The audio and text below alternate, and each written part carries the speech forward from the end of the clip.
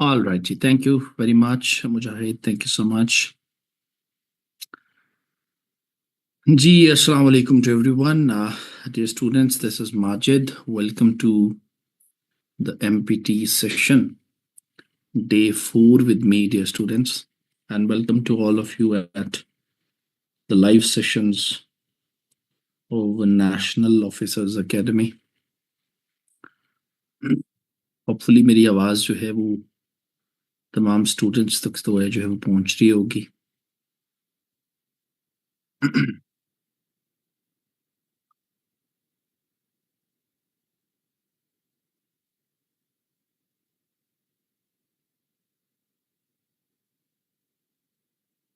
MPT session day 4, GSA, general science and ability का session जो आपके साथ चल रहा है जी. आज उसका 4th लेक्चर है मेरे साथ, 4th डे है आपके साथ. सो डियर स्टूडेंट्स, 3 सेशंस आपके साथ हुए और 3 सेशंस के अंदर हमने कोशिश की कि जो आपके मोस्ट इम्पोर्टेंट MCQs थे, जो आपकी MPT के लिए या वैसे भी आपके MCQs के पॉइंट ऑफ व्यू से कि किसी भी तरह के एग्जाम्स के अंदर जो है जो इम्पोर्टेंट चीज़ें रह सकती हैं, उन चीज़ों को जो है वो हमने पढ़ने की कोशिश की. सो आज उसी को ही आगे हम कंटिन्यू करेंगे और आज भी हमने कुछ इम्पोर्टेंट MCQs जो हैं, जो ओवरऑल हमारे लिए इम्पोर्टेंट रहते हैं एग्ज़ाम के अंदर, जो हमें काम आ सकते हैं, उन चीज़ों के ऊपर जो है वो हम आज फिर से जो है वो बात करने की कोशिश करेंगे. एक छोटी सी अनाउंसमेंट करता चलूँ बिफोर कि मैं प्रॉपरली इसको स्टार्ट करूँ सेशन को.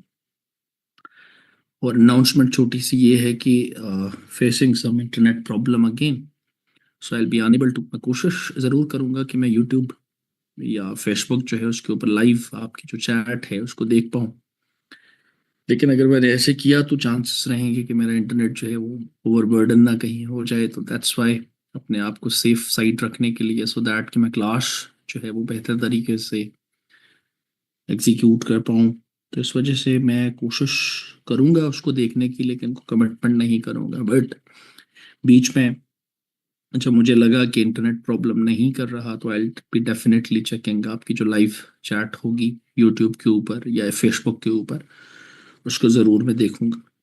So participants, without wasting any further time, we are heading towards आज के जो हमारे इम्पोर्टेंट MCQs हैं उनकी तरफ आज हम बढ़ेंगे, या मोस्ट हॉट आपके जो MCQs हैं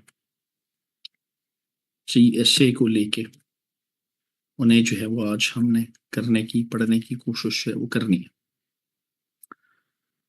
आपने देखा कि जो 3 सेशंस हमारा हुए, हमने कोशिश की बायोलॉजिकल साइंसेस को टच करने की, हमने कोशिश की फूड साइंसेस को टच करने की, हमने कोशिश की कि इन्वायरमेंटल साइंसेस को भी टच कर पाए. सो एक मिक्सचर जो है वो हमने चलाया 3 दिन. सो आज भी हम कोशिश करेंगे कि वैसे ही उसी चीज़ को कंटिन्यू रखा जाए और जो मोस्ट इम्पोर्टेंट चीज़ें आपकी हैं उनको कवर किया जा सके. सो टू स्टार्ट विद बात को जहाँ से हम शुरू करने जा रहे हैं, शुरू करने लगे हैं आपके MCQs के पॉइंट ऑफ व्यू से, नंबर 1 MCQ की तरफ बढ़ूंगा, एंड विच इज, आपसे अगर पूछ लिया जाए कि which one of the following is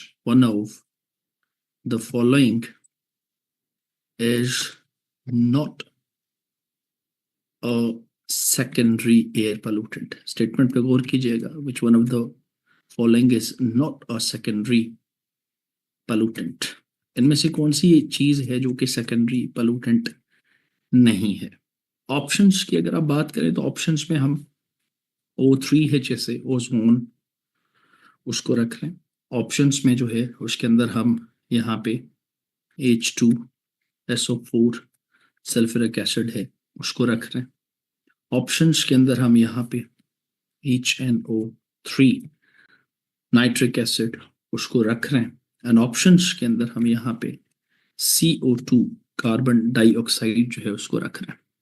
so इन चार ऑप्शंस को देखें तो इनमें से कौन सा पॉल्यूटेंट है जो सेकेंडरी पॉल्यूटेंट नहीं है।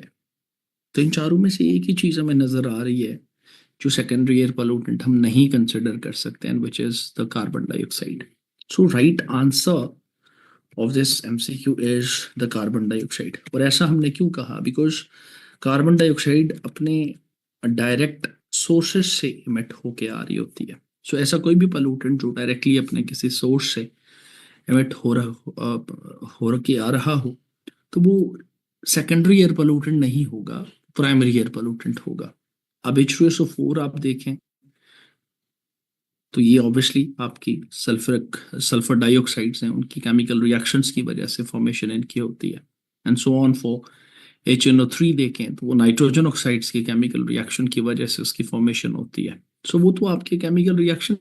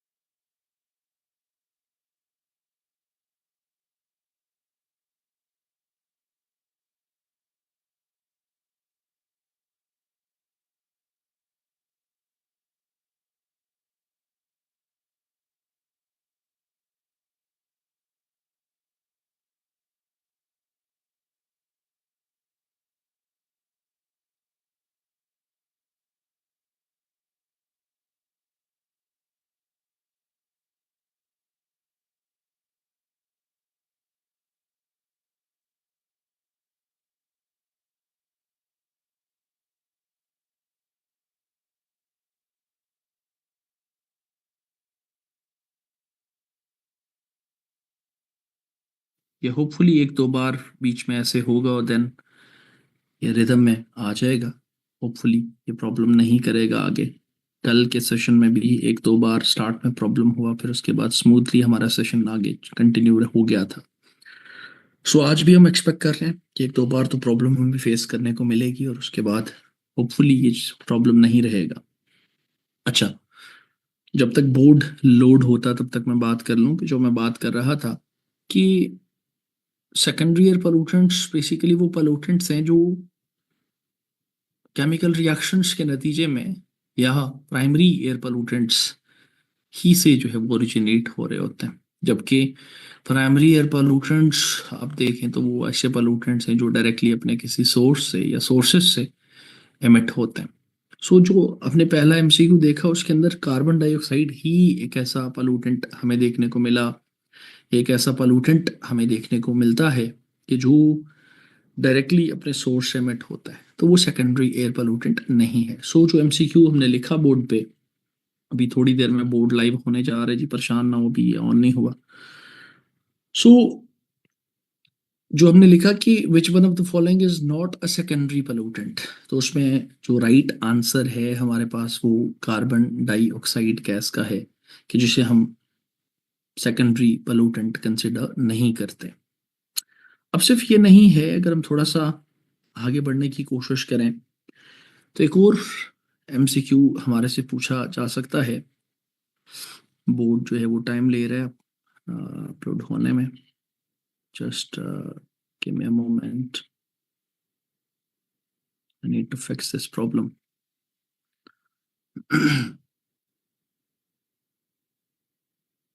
Just hold on for a while, dear students.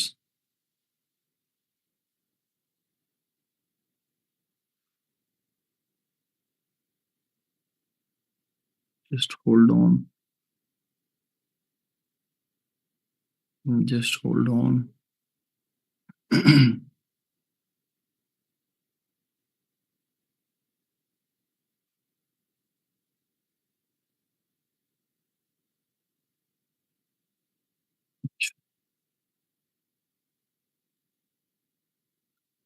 इसको क्या हो गया, बोर्ड के साथ क्या मसला हुआ।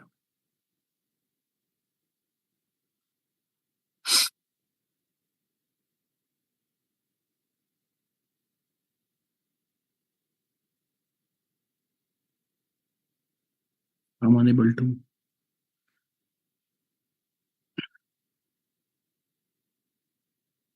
Just hold on. Just give me a moment, dear students.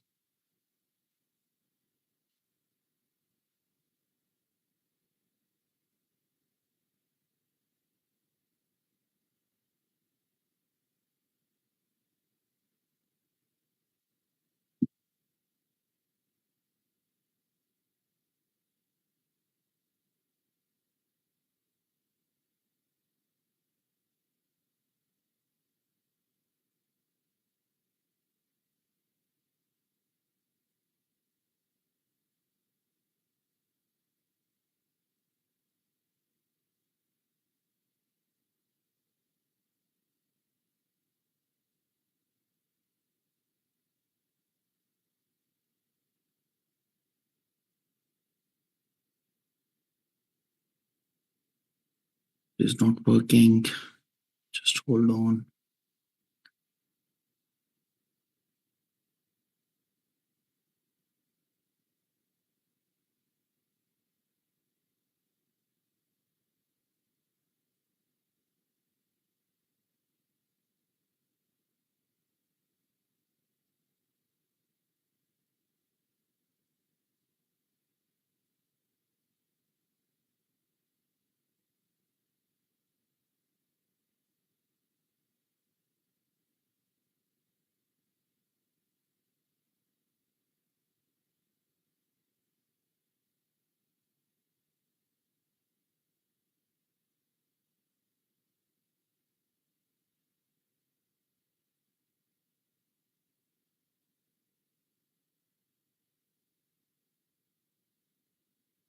Just hold on, dear students.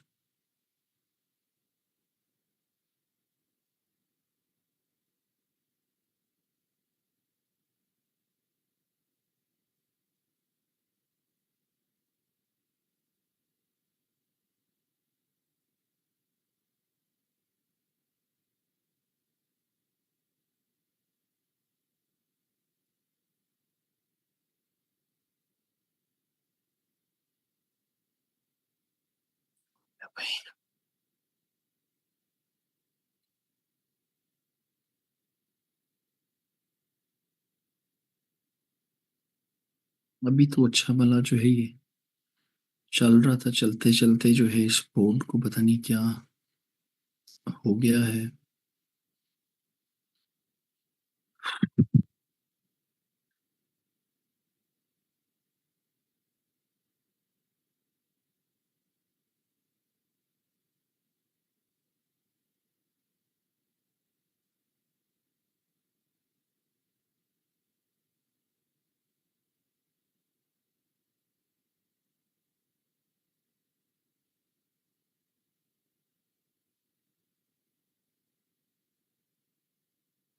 मुजाहिद, अगर आप मुझे सुन पा रहे हैं तो I am taking time dear, ये बोर्ड जो है काम नहीं कर रहा, तो I am looking for alternative.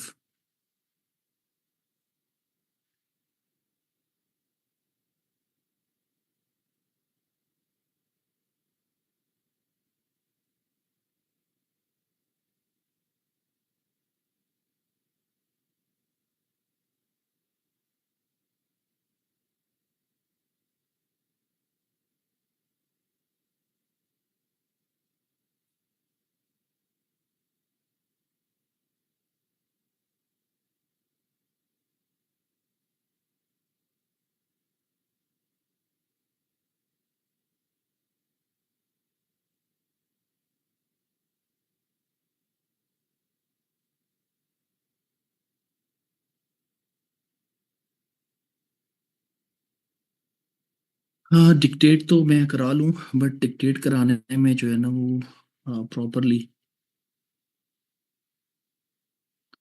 Let me try another way.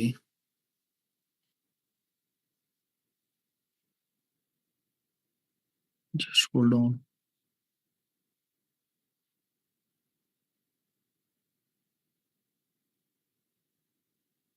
Yes, it is.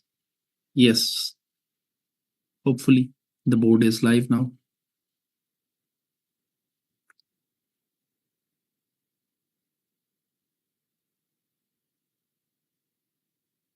Board is live now.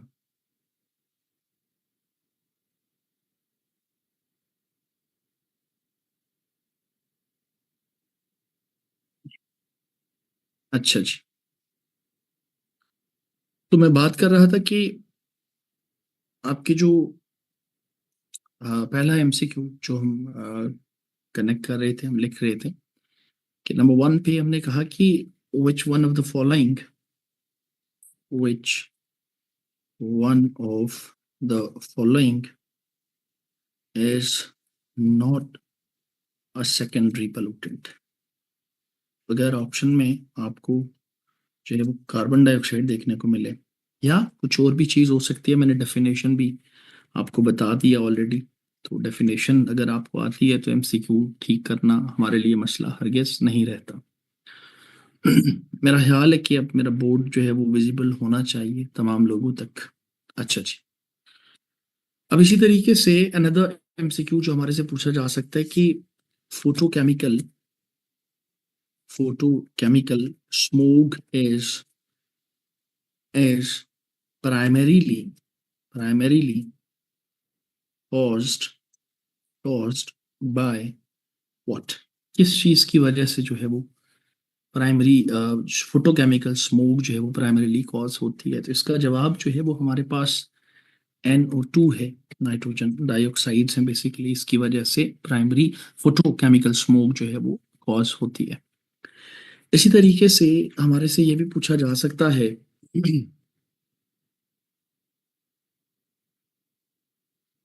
इसी तरीके से हमारे से ये भी पूछा जा सकता है कि विच to main gases are produced when you burn, या when we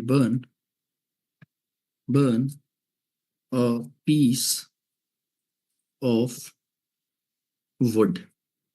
जब हम लकड़ी जो है बेसिकली कोई जलाते हैं, पीस ऑफ वुड जलाते हैं, तो उस सूरत में या उस केस में जो है बेसिकली कौन सी गैसेस जो हैं वो आपकी प्रोड्यूस होती हैं? तो इसका जवाब जो है वो हमारे पास दो चीज़ें हैं बेसिकली, और उन दो चीज़ों में एक हमारे पास कार्बन डाइऑक्साइड गैस है, और एट द सेम टाइम हमारे पास स्टीम जो है, इसको भी आप कोट कर सकते हैं। और सिर्फ ये नहीं, हमारे से ये भी पूछा जा सकता है, पूछा जा भी चुका है,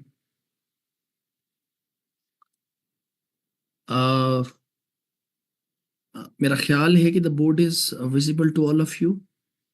जो मैं देख पा रहा हूँ आपके मैसेजेस यहाँ पे आपकी यूट्यूब के ऊपर लाइव चैट में।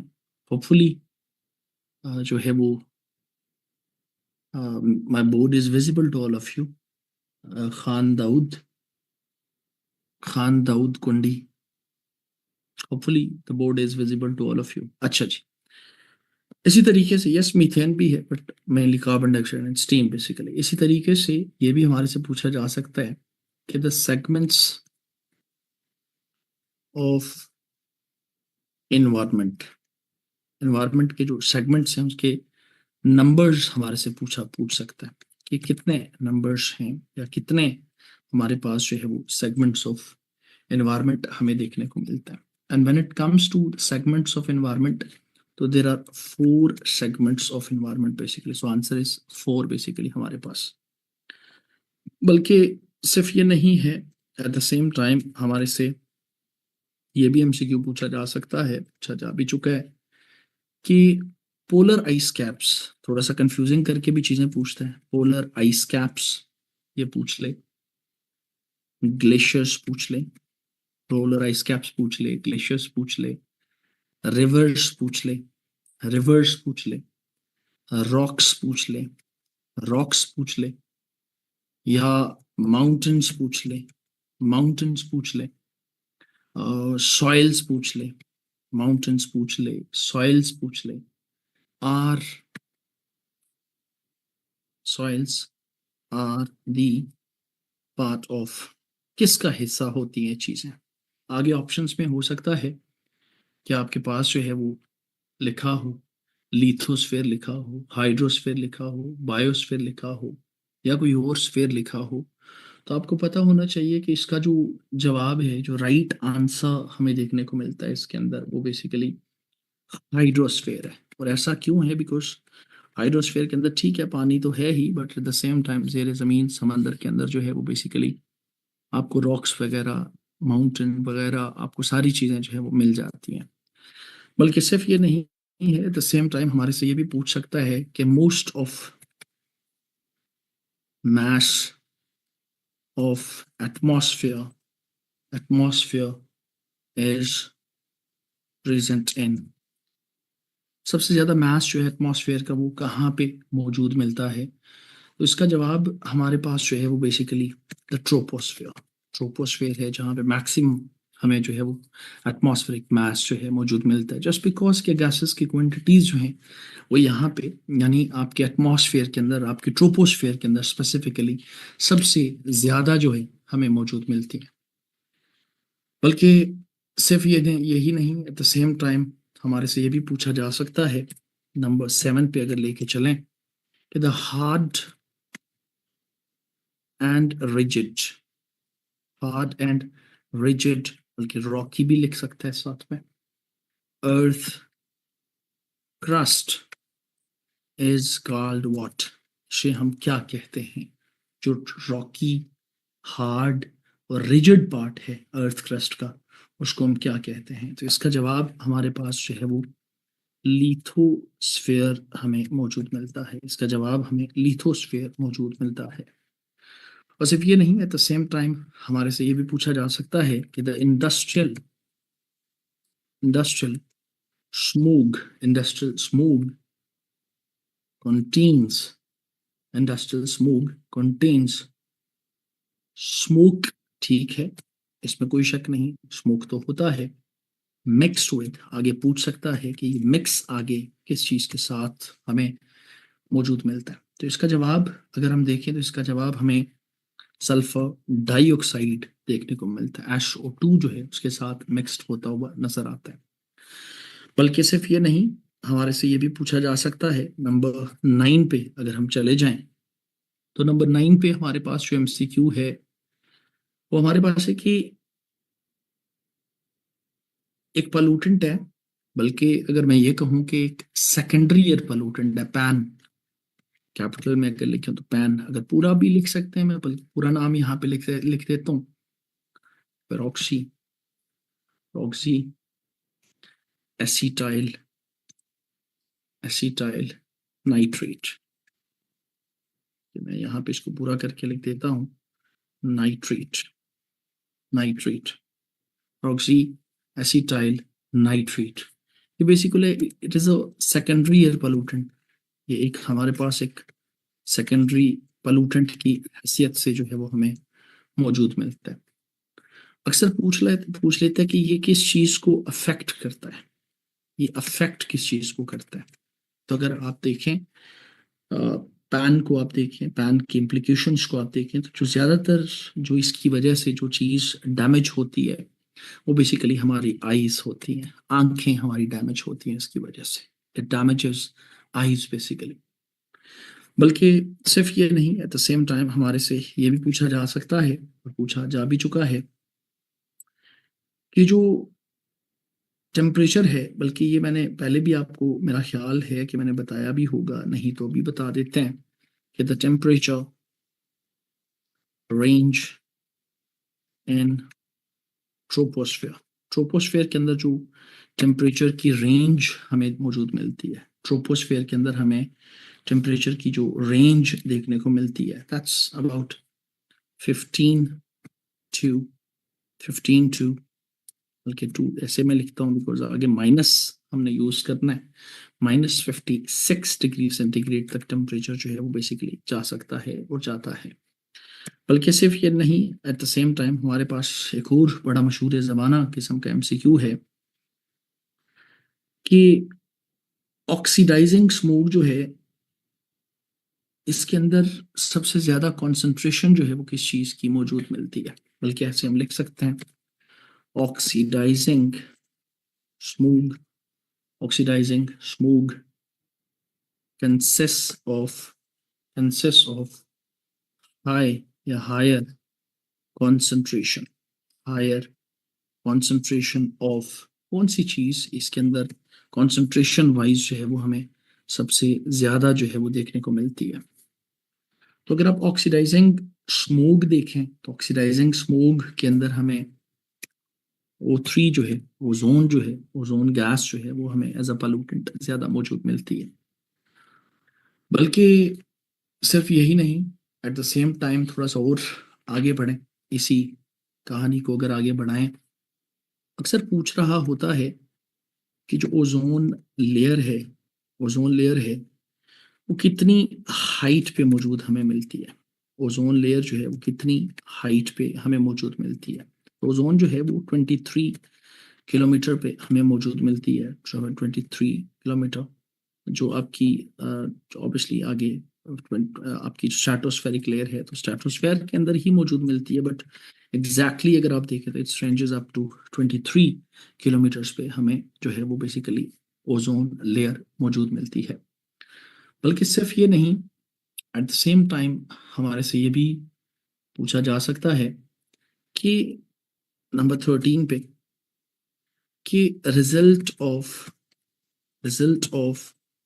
Ozone hole is, ozone hole जो है जब हुआ तो उसका रिजल्ट हमें क्या देखने को मिला। क्या उसकी वजह से एसिड रेन होती है, क्या उसकी वजह से ग्लोबल वार्मिंग होता है, क्या उसकी वजह से increased amount of carbon dioxide होती है, क्या उसकी वजह से increased amount of sulphur dioxide होती है, क्या इसकी वजह से ग्रेटर एक्सपोजर अर्थ को देखने को मिलता है regarding the UV rays.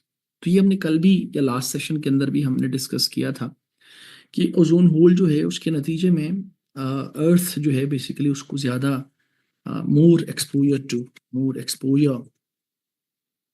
To the UV rays to the earth, to earth जमीन के ऊपर जो है वो यूवी रेज की पेनिट्रेशन जो है वो इंक्रीज हो जाती है इसकी वजह से।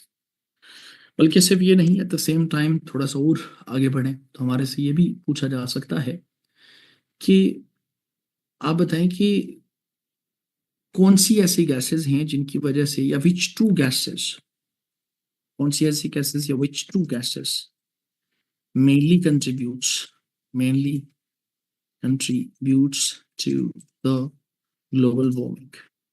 कौन सी ऐसी दो गैसेस हैं जिसकी वजह से ग्लोबल वार्मिंग कॉज हुआ। तो उसका जवाब एक तो कार्बन डाइऑक्साइड है और एक तरफ हमारे पास मीथेन जो है वो हमें मौजूद मिलती है। तो ठीक है, निगाह के आपको ये जो है ये चीजें देखने को मिलती हैं।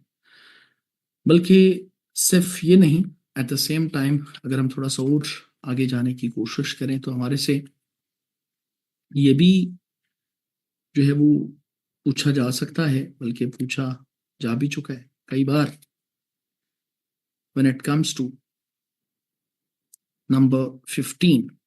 तो नंबर 15 पे अक्सर पूछ लेता है कि एयर इज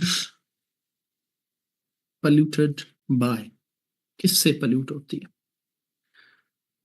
हो सकता है ऑप्शंस में मुख्तलिफ चीज़ें लिखी हूँ, हो सकता है लिखा हो एसिड्स होते हैं, हो सकता है लिखा हो टॉक्सिक मटेरियल्स होते हैं, हो सकता है लिखा हो हार्मफुल गैसेस होती हैं, हो सकता है लिखा हो हाइड्रोकार्बन्स होते हैं।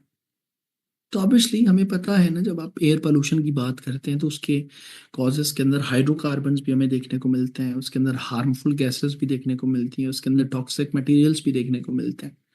तो अगर बहुत सारी चीज़ें आ रही हैं तो डेफिनेटली इनमें से आगे फिर option all of the above जो होगा उसके ऊपर हम टिक करेंगे। अगर हम ऑल ऑफ द अबव नहीं होगा तो इनमें से कोई एक चीज़ तो लिखी होगी, हाइड्रोकार्बन लिखा होगा, हार्मफुल गैसेस लिखी होंगी। तो अभी यहाँ पे मैं सारी चीज़ें कोट करने लगा हूँ, हाइड्रोकार्बन्स हैं उसकी वजह से भी, या हार्मफुल गैसेस हैं उनकी वजह से भी, या टॉक्सिक सब्सटेंसेस हैं उनकी वजह से भी जो है बेसिकली एयर पलूट होती हमें नजर आती है। बल्कि सिर्फ ये नहीं, अक्सर जो है वो ये भी हमारे से पूछ रहा होता है when it comes to number 16 कि which of the following which of the following which of the following gas is not pollution basically, या pollution नहीं है, pollutant नहीं है। कौन सी ऐसी गैस है जो पोल्यूटेंट नहीं है? ऑप्शन में हो सकता है कि SO2 लिखा हो, ऑप्शन में हो सकता है कि मोनोक्साइड लिखा हो, ऑप्शन में हो सकता है कि जी आपकी CFCs का कंट्रीब्यूशन भी होता है, इसमें कोई शक नहीं है बच्चे, अलीशबा नियाज बच्चे। But when it comes to the contribution which two main gases ना, सबसे ज्यादा कार्बन डाइऑक्साइड का कंट्रीब्यूशन रहता है मोर देन 60%। दूसरे नंबर पे मीथेन का कंट्रीब्यूशन रहता है towards global warming up to 15%। तीसरे नंबर पे CFCs आते हैं, क्लोरोफ्लोरोकार्बन, अप टू 11%। चौथे नंबर पे नाइट्रस ऑक्साइड आती है 4%। तो ज्यादा आप देखें तो बड़ी जो दो आपकी हैं वो कार्बन डाइऑक्साइड और मीथेन है। तो खैर वो कहते हैं कि which of the following gas is not pollutant ना, इज नॉट पोल्यूशन ना। तो इसका जवाब अगर हम देखने की कोशिश करें तो वो हमारे पास कार्बन डाइऑक्साइड। अब आप कहेंगे ये क्या बात हुई जी, कार्बन डाइऑक्साइड तो ग्लोबल वार्मिंग कॉज करती है एक्सेट्रा एक्सेट्रा ना। देखो, कार्बन डाइऑक्साइड की एक सनी साइड भी है। कार्बन डाइऑक्साइड आपके प्लांट्स को चाहिए, उन्होंने यूज करनी है to run the process of photosynthesis. Khan Daud Khan Kundi sahab या डूडी साहब, जो भी आप बच्चे, बड़ा नाम है, माफ कीजिएगा if I am not pronouncing it right. तो भाई आपको कभी ब्लर नजर आ रहा है, बाकी बच्चों को तो नजर आ रहा है सारा कुछ। आप रीजॉइन कर लें बच्चे, एक बार अपने इंटरनेट कनेक्शन को देख लें प्लीज। अच्छा, तो आप कहेंगे कि यार CO2 क्यों? तो CO2 इसलिए बिकॉज CO2 प्लांट्स को भी रिक्वायर्ड है, और CO2 हमें अर्थ की टेम्परेचर स्टेबलाइजेशन के लिए भी चाहिए, ग्रीन हाउस इफेक्ट के लिए भी चाहिए। हाँ, जब उसकी आप इंक्रीजिंग कॉन्सेंट्रेशन की बात करते हैं तो उस वक्त हम इसको जरूर पोल्यूटेंट की हैसियत से कंसिडर करते हैं। बल्कि सिर्फ ये नहीं, eight the same time number 17 पे आप देखें, अक्सर पूछते हैं कि ऑक्साइड्स जो हैं, ऑक्साइड्स ऑफ सल्फर एंड, बल्कि नाइट्रोजन भी लिख सकता है, नाइट्रोजन भी लिख सकता है, oxides of sulphur and nitrogen react with water to form what? क्या सल्फर ऑक्साइड्स और नाइट्रोजन के ऑक्साइड जो हैं उनके रिएक्शन के नतीजे में विद ऑक्सीजन, चाहे तो ये भी लिख सकते हैं, रिएक्ट विद वाटर नहीं बल्कि विद ऑक्सीजन लिखे तो ज्यादा बेहतर होगा यहाँ पे। ऑक्सीजन टू फॉर्म व्हाट, क्या बनता है ऑक्सीजन के साथ जब इन चीजों का रिएक्शन होता है? तो पार्टिसिपेंट्स, इसका जवाब अगर हम देखें तो इसका जवाब एसिड्स हमें जो है वो मौजूद मिलता है। वाटर भी है ऑब्वियसली, वाटर के साथ भी ऑक्सीजन मौजूद है, उसके अंदर भी है। तो एसिड्स की फॉर्मेशन होती है। हो सकता है ऑप्शन में नीचे बेसिस लिखा हो, एसिड्स लिखा हो, सॉल्ट्स लिखा हो, ऑल ऑफ द अबव लिखा हो, नन ऑफ दीज लिखा हो, तो आपको पता होना चाहिए एसिड्स बेसिकली। बल्कि सिर्फ ये नहीं, एट द सेम टाइम जो है हमें ये भी देखने को मिल सकती है कि नंबर 18 पे, ये भी बड़ा मशहूर MCQ है, इन लेदर इंडस्ट्री, आपकी जो लेदर इंडस्ट्री है उसके अंदर हम किसको यूज करते हैं?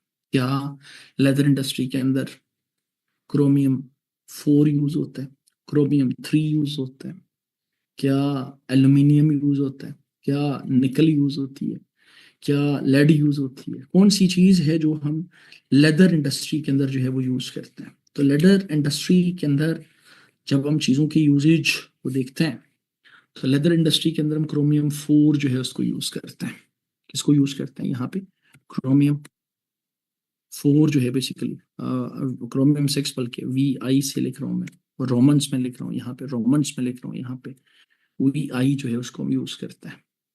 बल्कि सिर्फ ये नहीं, एट द सेम टाइम हमारे से ये भी पूछा जा सकता है, पूछा भी जा चुका है कि वाटर इज प्योरिफाइड।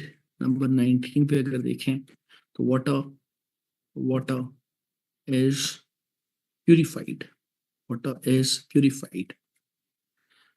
आगे हो सकता है नीचे ऑप्शन में एरेशन लिखा हो सकता है ऑप्शन में कोगुलेशन लिखा हो सकता है ऑप्शन में डिसइंफेक्शन लिखा हो, या हो सकता है ऑल ऑफ द अबव लिखा हो। तो हमें पता है ना, वाटर को एरेशन से भी हम प्योरीफाई कर सकते हैं, वाटर को कोगुलेशन से भी प्योरीफाई कर सकते हैं, वाटर को डिसइंफेक्ट भी किया जा सकता है, डिसइंफेक्शन भी किया जा सकता है। सो ऑब्वियसली ये सारी चीजें हैं, तो जवाब यहाँ पे जो है वो आपका जो है ना वो क्या होगा, वो आपका जवाब जो है वो basically all of the above जो है वो होना चाहिए अगर ऑप्शन है तो।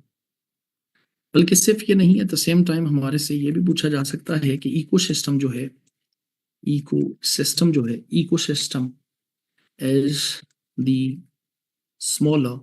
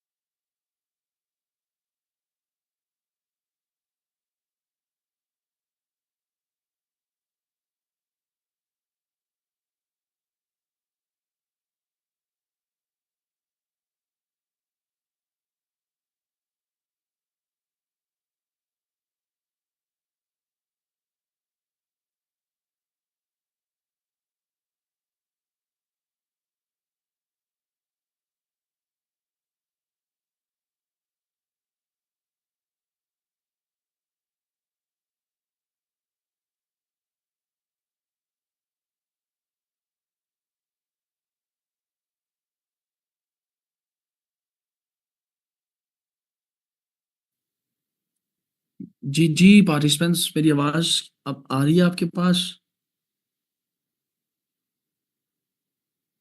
हेलो।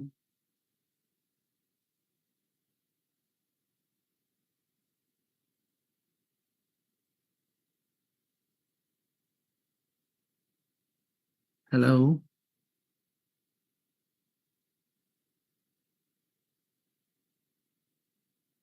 अरे यार, क्यों नहीं आवाज आ रही थी? अच्छा अच्छा अच्छा। क्यों? अच्छा, 19 से रिपीट करूं मैं? अच्छा, तो ये जो ऊपर 20 का लिखा है नंबर 20 पे आप देखो। अच्छा अच्छा अच्छा। ये नंबर 20 पे जो हमने लिखा ना, the ecosystem is the smallest unit of what ना, तो इसका जवाब बायोस्फीयर हमने लिखा है। 21 पे लिखा कि which source of water pollution causes spread of infectious diseases, right? तो इसमें फिर industrial sources, livestock waste, pesticide, ये सारी चीजें जो है वो इन्फेक्शियस डिजीजेस को कॉज करती हैं, राइट? तो इसमें फिर सारी चीजें हमने लिख ली हैं। 22 पे लिखा कि the major carcinogen from leather tanneries is chromium 3 है। कार्सिनोजन कहते हैं ऐसी चीजें जो कैंसर कॉज कर सकती हैं, कैंसर कॉजिंग एजेंट्स हैं बेसिकली, ऐसी चीजों को कहते हैं। फिर हमने कहा कि कितनी पानी की परसेंटेज एग्रीकल्चर के पर्पस के लिए यूज होती है, तो हमने कहा ये वेरी कर सकती है, बट अभी एवरेज करके हमने जो है वो 69% लिखी है। बल्कि सिर्फ ये नहीं, एट द सेम टाइम हमारे से ये भी पूछा जा सकता है 24 पे रख के कि विच इज, या ऐसे करके, बल्कि drinking drinking chlorinated water increases risks of what? Chlorinated water की यूज की वजह से जो है वो किस चीज का रिस्क जो है वो बढ़ सकता है? क्या इसकी वजह से लिवर कैंसर हो सकता है? क्या इसकी वजह से जो है वो रेक्टल कैंसर हो सकता है? क्या बोथ एंड भी हो सकते हैं? क्या नन ऑफ दीज हो सकते हैं? क्या चीज हो सकती है इसकी वजह से क्लोरीनेटेड वाटर जो है उसके पीने की वजह से ज्यादा रिस्क जो है वो किस चीज का बढ़ेगा? तो इसकी वजह से रेक्टल कैंसर जो है वो होने के चांसेस बढ़ जाते हैं, रेक्टल कैंसर बेसिकली। बल्कि सिर्फ ये नहीं, 25 पे अगर हम देखें तो हमारे पास अनदर थिंग कि माइक्रो माइक्रो पॉल्यूटेंट्स भी लिख सकते हैं, pollutants present in municipality. Municipality भी लिख सकते हैं, या म्युनिसिपल वेस्ट भी लिख सकते हैं, जो आप लिखना चाहें, जो आपको पसंद आए। इसी तरीके से आप देखें तो अजी जो है कि कौन सी चीज माइक्रो पोल्यूटेंट जो है वो म्यूनिसिपैलिटी वेस्ट या म्यूनिसिपल वेस्ट के अंदर हमें ज्यादा मौजूद मिलता है, तो इसका जवाब जो है वो हमारे पास टाउलिन भी है और क्लोरोफॉर्म भी है। एक तो है क्लोरोफॉर्म, क्लोरोफॉर्म, और क्लोरोफॉर्म के अलावा जो है आप देखें तो इसके अंदर हमें पॉल्यूइन केमिकल्स के नाम है जी, याद तो करने पड़ेंगे, रखने पड़ेंगे। बल्कि सिर्फ ये नहीं है, एट द सेम टाइम हमारे से ये भी पूछा जा सकता है कि द पीएच, एसिड रेन की जो पीएच है वो उसकी रेंज क्या होती है? The pH range of acid rain is. अब एसिड रेन कह दिया ना, तो एक तो है कि ये तो पता है हमें कि एसिडिक ही होगी, ये तो हमें पहले से पता है कि एसिडिक ही होगी, लेकिन फिर भी रेंज अगर आप देखें तो it's less than 5, basically less than 5 हमें देखने को मिलती है। इसी तरीके से अगर आप आगे बढ़े 27 पे चले जाएं, तो 27 पे हमारे पास अनदर एमसीक्यू जो बेसिकली हमें मौजूद मिल सकता है, जो अक्सर हमारे से पूछता भी है। एक बड़ा मशहूर एमसीक्यू है कि फंजीसाइड्स जो हैं वो बेसिकली क्या करते हैं ना, फंजीसाइड्स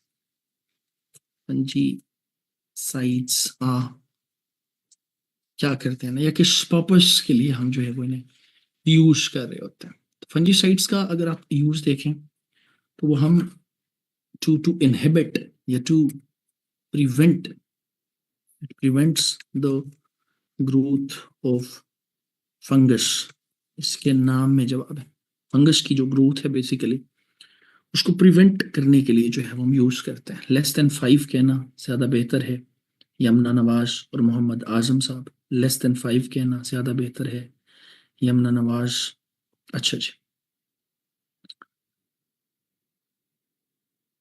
यू सी, थोड़ा सा अगर आगे बढ़े 28 पे चले जाएं, तो 28 पे हमारे पास एक और एमसीक्यू जो बड़ा मशहूर है जमाना किस्म का, जो हमें देखने को मिलता है कि पोर्टेबल वाटर जो है उसकी प्योरिफिकेशन के लिए कौन सा कोगुलेंट हम यूज करते हैं। Which one of the following, which of the following, which of the following, ऐसे करके लिखा हो सकता है, स्टेटमेंट लिखी हो सकती है, is used as as coagulant, coagulant for the purification, for the purification of, मैं बल्कि थोड़ी सी स्पेस कम है तो इसको मैं थोड़ा सा आगे लेके जाऊंगा, बल्कि मैं ऐसे करता हूँ, इसको यहाँ पे ऐसे साफ करते हैं, इसको अलग लिखते हैं यहाँ पे। Number 28, which of the following, which of the following is used as coagulant, coagulant for purification, purification of potable water। ऐसे क्या हम इसके लिए कॉपर सल्फेट यूज करते हैं, क्या हम निकल सल्फेट यूज करते हैं, क्या हम कोई और चीज इस्तेमाल, एलम यूज करते हैं, क्या यूज करते हैं, इसकी कोई भी किसी भी केमिकल का नाम हो सकता है। राइट आंसर को देखें तो इसका जवाब जो है वो बेरियम सल्फेट हमें देखने को मिलता है। बेरियम सल्फेट हमें देखने को मिलता है, ये जब कोगुलेंट जो है वो हम यूज करते हैं। इसी तरीके से 29 पे अगर आप देखें तो 29 पे हमारे पास जो एमसीक्यू मौजूद है, जो अक्सर हमारे से पूछा जा चुका है, पूछा जा सकता भी है, कि बताएं जो हमारे पास नॉर्मल कॉन्सेंट्रेशन है डिजॉल्व ऑक्सीजन की वाटर के अंदर, वो कितनी होती है। The normal, normal concentration of dissolved oxygen in the water, पानी के अंदर नॉर्मल कॉन्सेंट्रेशन जो है वो डिजॉल्व ऑक्सीजन की, वो बेसिकली कितनी होती है, कितने पीपीएम होती, पीपीएम यूनिट है, आगे आप यूज करते हैं इसको। क्या 5 पीपीएम है, क्या 6 पीपीएम है, कितनी है। तो अगर आप देखें तो नॉर्मल पीपीएम रेंज देखें, अगर डिजॉल्व ऑक्सीजन की रेंज देखें तो इट्स अबाउट 4 टू, आंसर अगर देखें तो 4 to 8 पीपीएम जो है हमें देखने, पार्ट्स पर मिलियन जो है हमें देखने को मिलता है। बल्कि सिर्फ ये नहीं, एट द सेम टाइम थोड़ा सा और आगे बढ़ने की कोशिश करें तो एक और बड़ा मशहूर एमसीक्यू जो हमारे से पूछा जा सकता है रिगार्डिंग आपके इसी के पॉइंट ऑफ व्यू से, कि the replacement of chloro, replacement to chlorofluorocarbons is, replacement क्या है इसकी ना, the replacement, replacement of CFCs is कौन सी है। तो इसका जवाब अगर आप देखें तो इसका जवाब हमारे पास ऑब्वियसली हाइड्रोफ्लोरोकार्बन्स, फ्लोरोकार्बन्स, क्लोरोकार्बन्स, हाइड्रोक्लोरोकार्बन्स, मुख्तलिफ चीज़ें आपकी एज एन ऑप्शन हो सकती हैं। तो यहाँ पे अगर हम देखें तो हाइड्रोक्लोरोफ्लोरोकार्बन्स, HCFCs, हाइड्रोफ्लोरोकार्बन्स, कार्बन बेसिकली हमें देखने को मिलते हैं। इसी तरीके से हमारे से एक और बड़ा मशहूर एमसीक्यू अक्सर पूछा जाता है कि जो बायोलॉजिकल ऑक्सीजन डिमांड है, बेसिकली ये है, क्या कल भी शायद मैंने बात की थी, BOD जो है, बायोलॉजिकल ऑक्सीजन डिमांड, ये बेसिकली ऑर्गेनिक मैटर की कैपेसिटी है नेचुरल वाटर को कंज्यूम करने की, oxygen with in a period of, बल्कि मैं इसको पूरा लिख देता हूँ 31 नंबर दे के, BOD का फुल फॉर्म कल भी बोला था, लेकिन चले मैं दोबारा लिख रहा हूँ।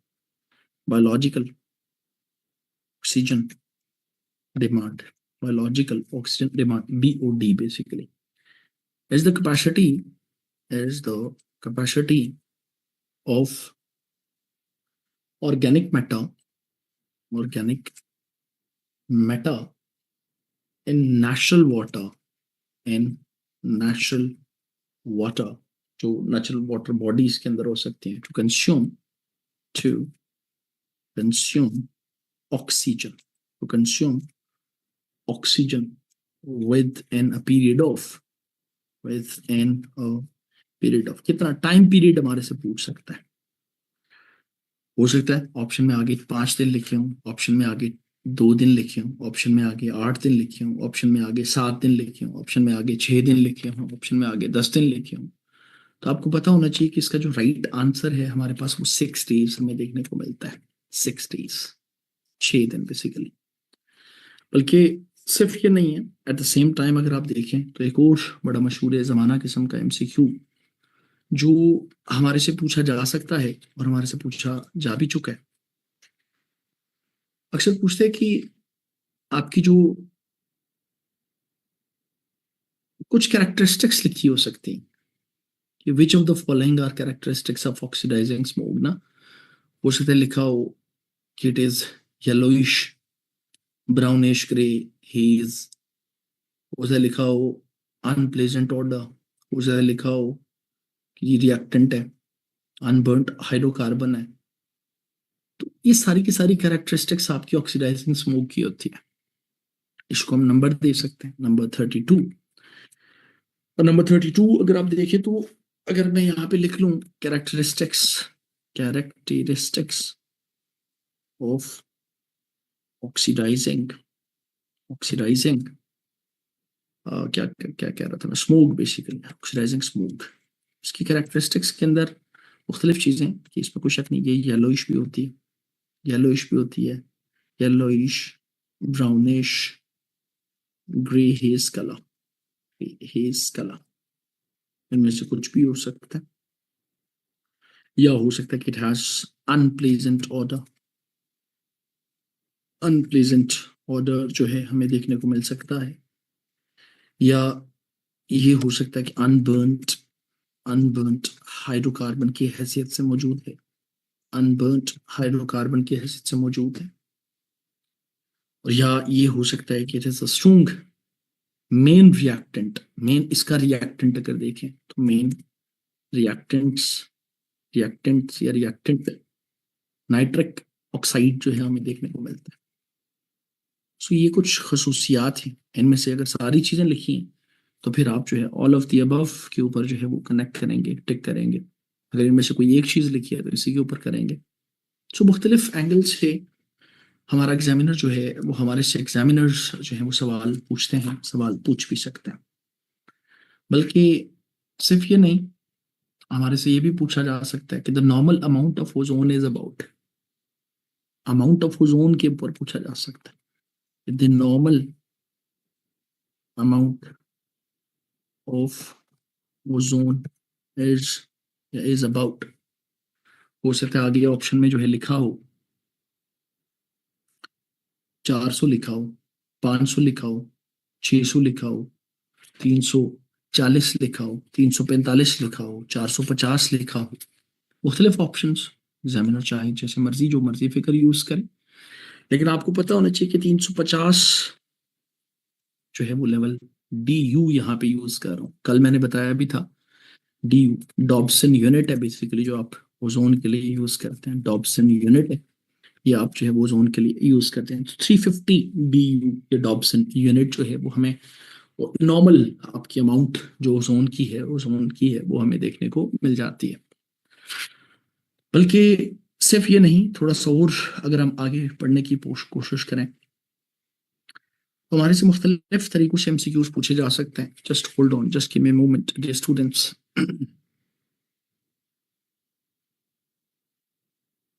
डोंट गो एनीवेयर, मैं कहीं नहीं जा रहा, मैं इधर ही हूँ। Just give me a moment.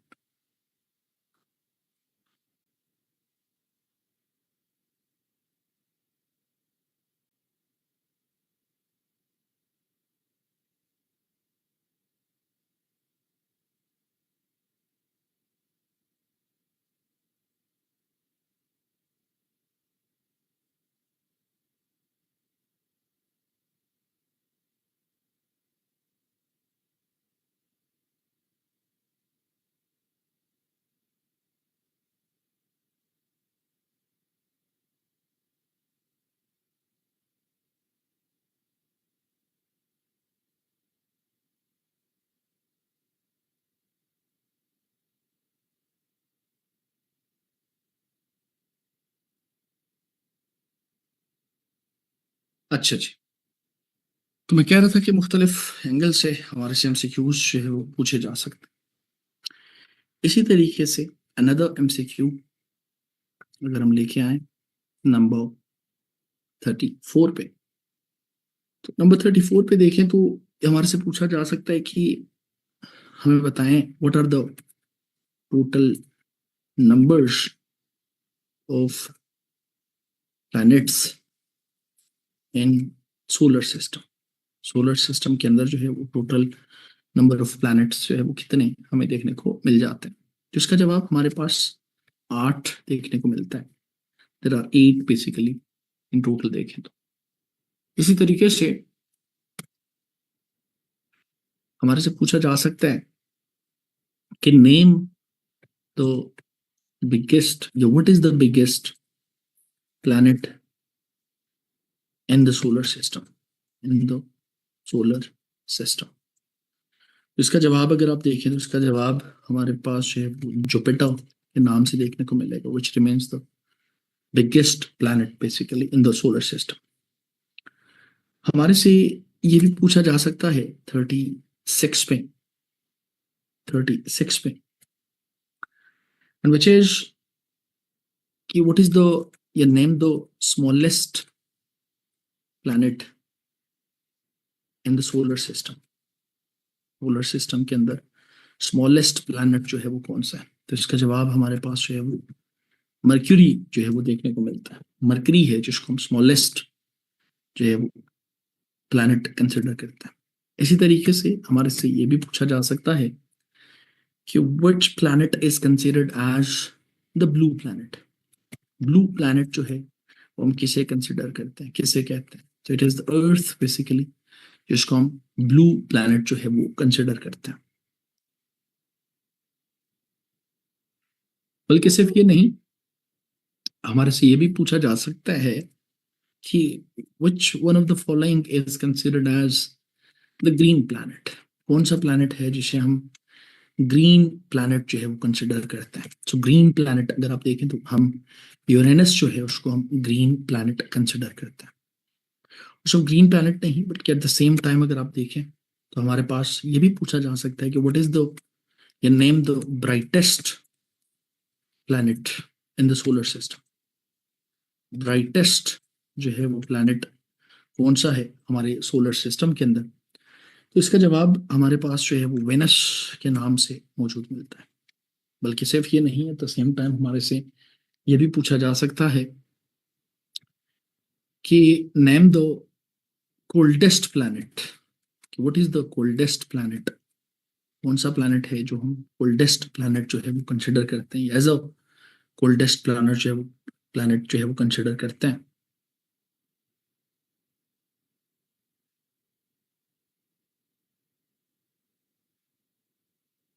Coldest planet देखें तो कोल्डेस्ट प्लैनेट जो है वो यूरेनस जो है वो हमें देखने को मिलता है। It is the Uranus which is considered as the coldest planet of the coldest planet जो है वो हम यूरेनस जो है उसको कंसिडर करते हैं। अगर आप टेम्परेचर रेंज लिखना चाहें, बल्कि इसको हम एक एमसीक्यू की हैसियत से भी देख सकते हैं, टेम्परेचर ऑफ यूरेनस आप देखें कोल्डेस्ट है, कोल्डेस्ट है, तो वहां पे टेम्परेचर जो है वो माइनस में हमें देखने को मिलता है। -4, इफ माई मेमोरी सपोर्टिंग में, -462 डिग्री सेंटीग्रेड जो है वो टेम्परेचर देखने को मिलता है। बल्कि सिर्फ ये नहीं, हमारे से फिर ये भी पूछा जा सकता है कि what is the second coldest. First का तो लोगों को पता होता है, समटाइम पूछ लेते हैं बताओ सेकंड कोल्डेस्ट कौन सा है। सेकंड कोल्डेस्ट प्लैनेट जो है बेसिकली वो कौन सा है।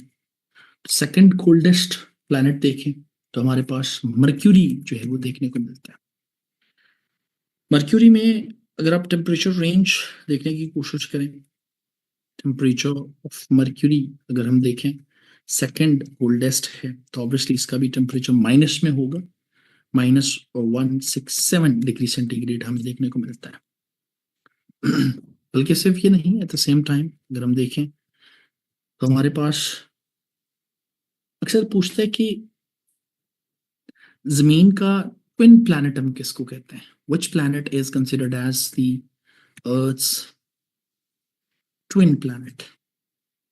अर्थ्स ट्विन प्लैनेट कौन सा ऐसा प्लैनेट है जिसको हम जमीन का ट्विन प्लैनेट जो है वो कंसिडर करते हैं? तो it is the Venus basically, जिसे हम ट्विन प्लैनेट जो है वो कंसिडर करते हैं।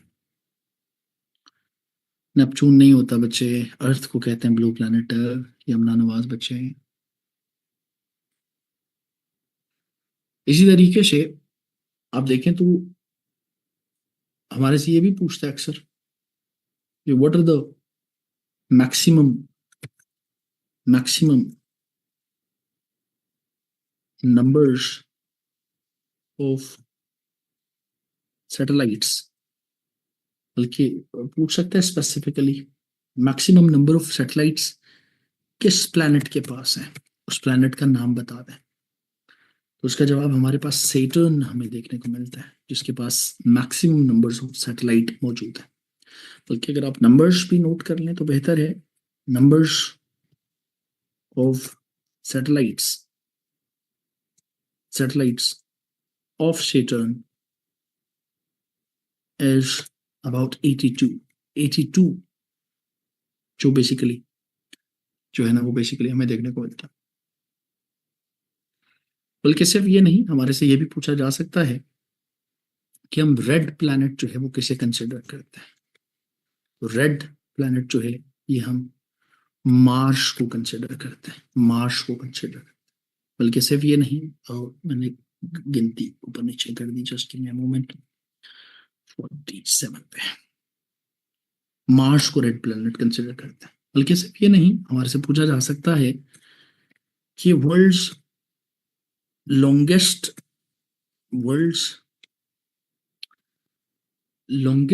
डे जो है वो बेसिकली कौन सा है। वर्ल्ड्स लॉन्गेस्ट डे कौन सा होता है, ये आपको पता होगा। इट्स 21 जून बेसिकली, जिसे हम longest day, world's longest day जो है वो कंसिडर करते हैं। 21 जून जो है इसे हम वर्ल्ड्स लॉन्गेस्ट डे जो है वो कंसिडर करते हैं। 21 जून जो है it is considered as the world's longest day basically. 21 June basically. Space मेरे पास खत्म हो गई, मैं इसको साफ करूंगा। Just give me a moment. Screenshots वाले जो बच्चे हैं, आप स्क्रीनशॉट्स ले लें सो दैट कि मैं इसको साफ कर लूं।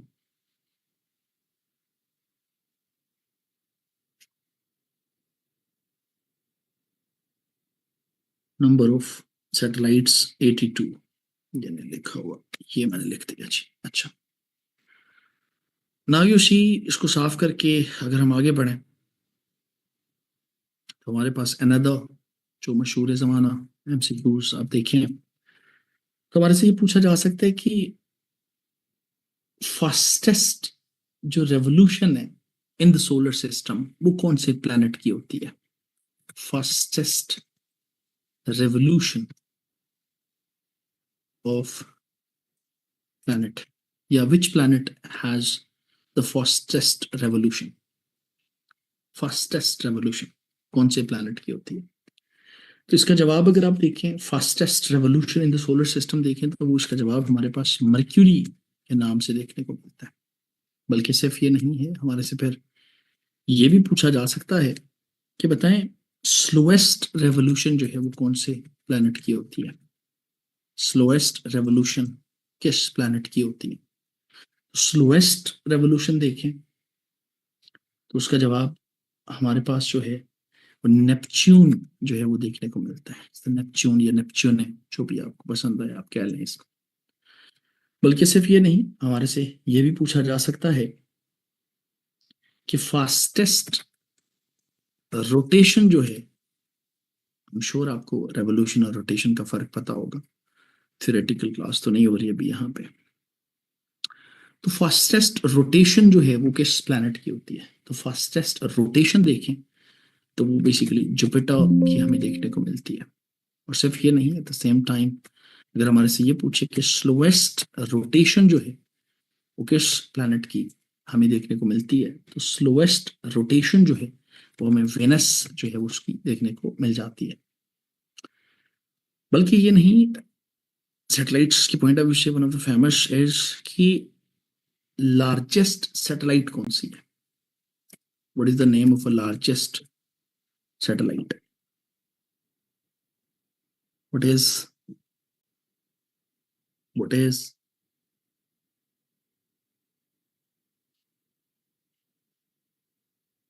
what is the name of largest satellite? तो लार्जेस्ट सैटेलाइट देखिए, अब भाई मेरी चार्जिंग बिल्कुल, मेरा लैपटॉप प्लग इन है भाई। ये ऑप्शन आपकी स्क्रीन पे पता नहीं क्यों है, आई डोंट नो आपकी स्क्रीन के ऊपर क्यों है, बट मेरा लैपटॉप प्लग इन है ऑलरेडी एंड इट्स चार्जिंग। या आपकी स्क्रीन के ऊपर पता नहीं क्यों इस तरह का नोटिफिकेशन आया हुआ है, आई डोंट नो, बट मेरे पास यहाँ पे ये ऑलरेडी प्लग इन है। अच्छा, लार्जेस्ट सैटेलाइट देखें तो उसका नाम देखें तो लार्जेस्ट सैटेलाइट जो है वो हमें गैनीमीड के नाम से देखने को मिलती है, से देखने को मिलती है, गैनीमीड के नाम से देखने को मिलती है। गैनीमीड कहें या गैनीमेड कहें, और ये बेसिकली जुपिटर की सैटेलाइट है। जुपिटर की सैटेलाइट है, जुपिटर की सैटेलाइट है। बल्कि हमारे से ये भी पूछ सकता है कि सेकंड लार्जेस्ट सैटेलाइट जो है वो कौन सी है?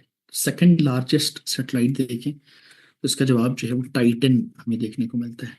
टाइटन जो है वो हमें देखने को मिलता है। आई डोंट नो, मेरे पास जी बिल्कुल स्क्रीन क्लियर है लैपटॉप की, और मेरे पास कोई नोटिफिकेशन नहीं है। आई डोंट नो ये नोटिफिकेशन कहाँ से आया हुआ है, मुझे नहीं समझ आ रही कि ये नोटिफिकेशन क्यों है यहाँ पे।